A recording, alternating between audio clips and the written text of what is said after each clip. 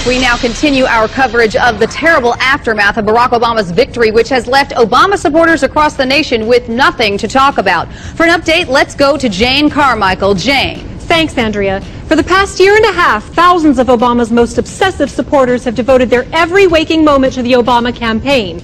Last night, they were celebrating his victory, but today they woke up to the cold realization that they have nothing to fill their pathetically empty. This is Peter Kendley. For months, he has talked about nothing but Barack Obama, turning unrelated conversations in coffee shops, bars, and elevators into discussions about the Democratic candidate's vision for America. This morning, Kendley's roommate found him in an almost comatose state. Up until yesterday, he was so annoying that I wanted to kill him. Now I just want my old, condescending, Obama-obsessed friend back. Experts say some voters' fixation with the Obama campaign ran so deep, they've lost the ability to process non-Obama-related information. Across the country today, authorities are reporting throngs of Obama supporters wandering without direction or purpose in streets and parks. We've been here all day. I try to reason with them.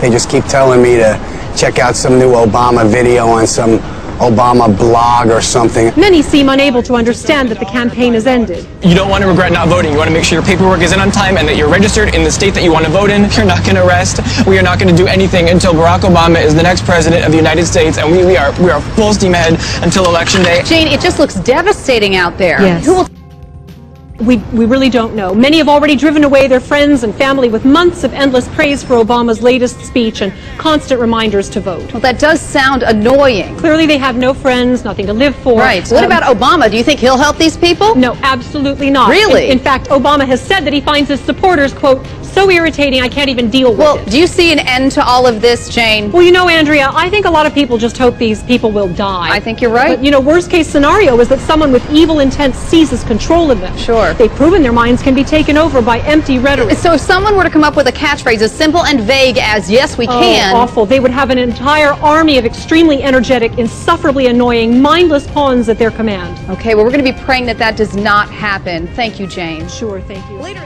They're all chosen, every one of them, from Brad Pitt to Flavor Flav. Brad Pitt is related to Barack Obama. Okay. They're all chosen.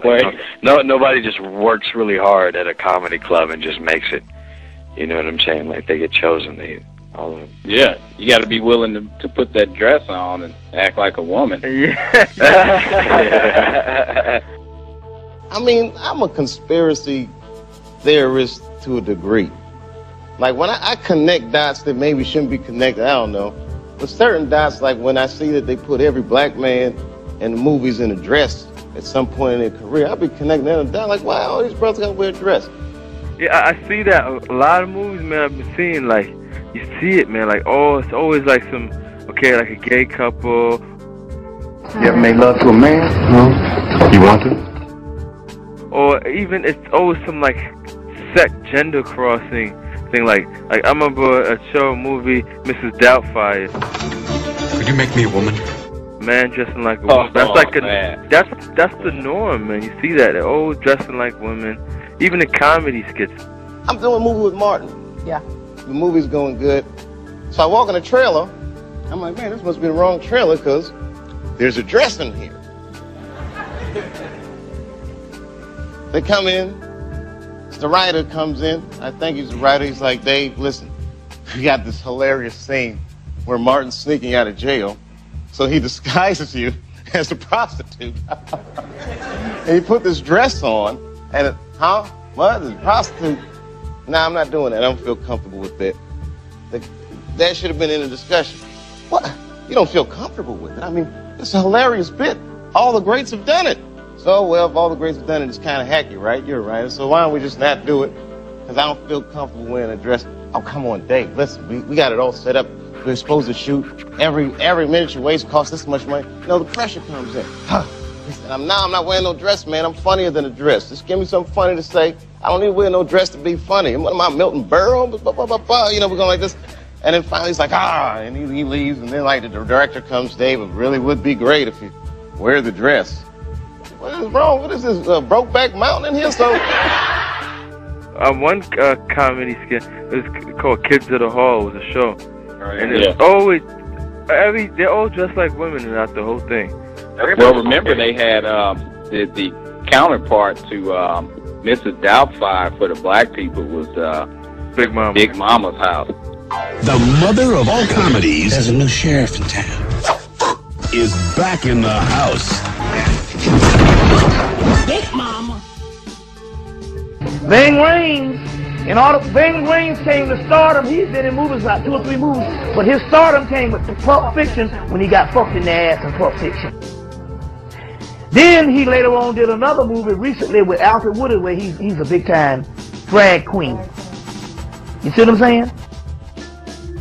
Then I started thinking about it. All the comics that I've seen, man, you know, strong brothers, why are they putting us in these dresses? Dennis Rodman had to do it, and there's even a whole scene in one of Eddie Griffin's movies where they tried to get him to put it on, and he was going to, and man, they did the scene in the office where they're like, you could be in Hollywood, you can make it, you just got to put this on. And he's like, nah, I'm not feeling that. nah. Just about everybody, I mean, Wesley Snipes had to go do the gay movie, To Wong Fu. You see what I'm saying? Had to go do the gay movie. Stuff like a girl, man. Chris Tucker. Yep, Chris Tucker had to wear the dress in Fifth Element, his second movie. Had to wear the dress in Fifth Element. What's the name put on a dress? He finally made it to the dress in Wild Wild West. Will Smith. When I did watch like cartoons and all the TV shows, you'll always see a scene where it's like something with a man wearing a woman's clothing or some type of homosexual. They've been it's just homosexual, like trying to. Well, look at Bugs Bunny, man. Yeah. Look at Bugs Bunny. Oh yeah, you see him just put lipstick. I used to see that all the time.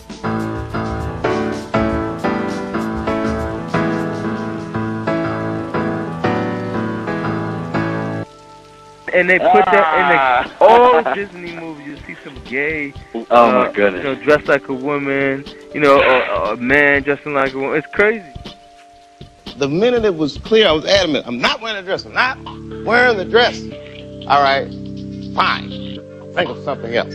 Guy comes back 10 minutes later. The whole new scene. Like, damn, how did you write the scene so fast?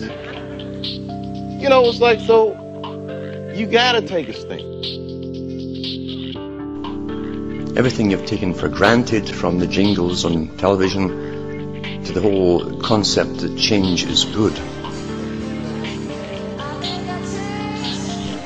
to the blurring of all sexual distinctions and subcategories, and that there's new categories coming out all the time, and there's new ones to come out yet as they go through genetic alterations and tampering with the transhumanist agenda.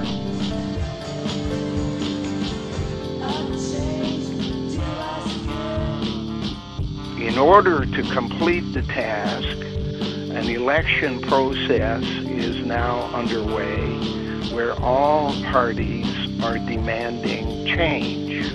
So everybody in the U.S. is now out demanding and calling for change without understanding what is meant by this particular change they're calling for. I think that everything today on this earth is being modernized. So we've watched ourselves being dehumanized. We've watched what was normal for a previous century being turned upside down through science. We've watched them tinkering with genetics to create the better types, the superior types that they come on down the road. And you will see the creation of different types, including the new worker bee, which will be neither really male nor female. He's a centaur like me. You wish. I am Hermaphrodite, most beautiful of centaurs. Gaze upon me and weep in my love.